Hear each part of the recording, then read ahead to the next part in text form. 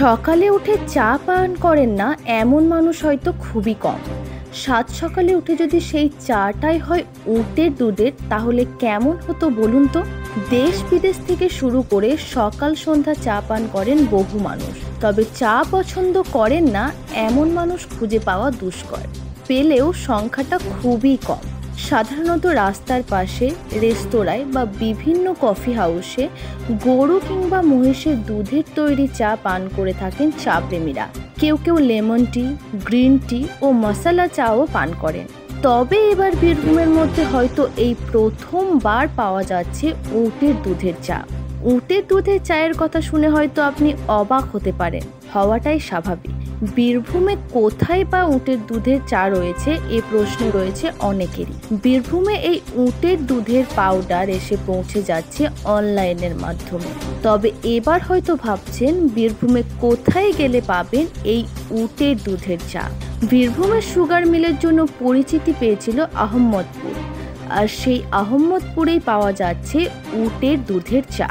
Ahmadpur rail station সংলগ্ন চৌরাস্তা মোড়ে এসে আহম্মদপুর বোলপুর রোড ধরে মাত্র 1 মিনিট এগিয়ে গেলেই রাস্তার বাঁ দিকে দেখতে পাবেন সেই দোকান। চায়ের দোকানের মালিক বরুণ রায় জানান, অন্যান্য দেশে দুবাই থেকে নিয়ে আসা হয় এই উটের দুধের পাউডার, আর বাংলাদেশে এই উটের দুধের চা বিক্রি হয় প্রায় 400 টাকা কাপ হিসাবে। তবে বীরভূমের মতো জায়গায় এই 400 টাকা কাপ হিসাবে চা সবাই পান করতে পারবেন না।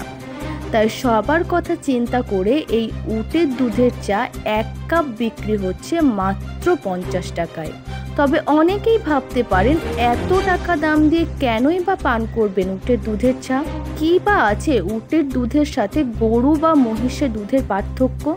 এই উটের দুধের চা এবং গরুর দুধের থেকে কি আলাদা স্বাস্থ্যগুণ রয়েছে? এই বিষয়ে জানা যায়, গরুর দুধের থেকে 3 গুণ বেশি ভালো এই দুধ। এর মধ্যে ফ্যাট অনেক কম থাকে এবং যাদের কোলেস্টেরল রয়েছে তারা এই দুধ পান করতে পারেন। এছাড়াও বাচ্চাদের উচ্চতা বৃদ্ধিতে অনেকটাই সাহায্য করে এই দুধ। দাঁড়িয়ে জানতে পারলাম যে এখানে উটের দুধের চা পাওয়া যায়, সেটাই আজকে টেস্ট করলাম, খেলাম। জীবনের প্রথমই খেলাম আজকে, এর আগে কোনোদিন খাইনি, তবে একটু অন্যরকম টেস্ট। জিনিসটা খুবই অসাধারণ। এটা কোনোদিনই কোথাও শুনিনি যে উটের দুধ খাওয়া যায় বা উটের দুধের আইটেম এরকম হয় কিছু, সেটা জানা ছিল না। এই প্রথমেই জানতে পারলাম এবং টেস্ট করলাম, জেনেই খেলাম। অসাধারণ খেতে। আমরা জলপাইগুড়ি থেকে এসেছি। আমি এখানে উটের দুধের চা বানাচ্ছি। একটা দোকান খোলার ইচ্ছা ছিল অনেক দিন ধরেই চায়ের, কিন্তু আইডিয়া পাচ্ছিলাম না যে নতুনত্ব কিছু একটা করতে হবে।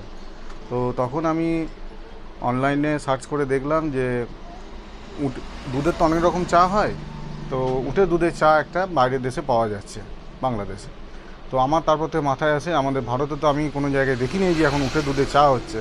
তো আমি দুধটা ইম্পোর্ট করিয়ে ওখান থেকে দুধ নিয়ে এসে এখানে আমি চা বানাচ্ছি। গরুর দুধে যেমন কোলেস্ট্রল আছে, এর মধ্যে কোলেস্ট্রল নেই। আর হচ্ছে বাচ্চারা যদি শুধু মিল্কটা খায় তাহলে এর হাইট ডেভেলপের জন্য কাজে লাগে, নিউট্রিশনের জন্য কাজে লাগে। গরুর দুধে 3 গুণ গুণাগুণ আছে। অ্যাপ্রক্স 4,500-5 হাজার টাকার মতন কিলো পড়ছে। এটা বাইরের দেশ স্টেটে দেখলাম তারা দুবাই থেকে ইম্পোর্ট করছে, তারা 400 টাকা ভাঁড় বিক্রি করছে।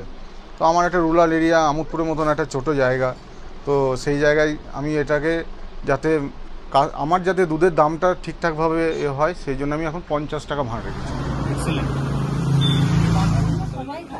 এই চাটা তো সবসময় পাওয়া যায়।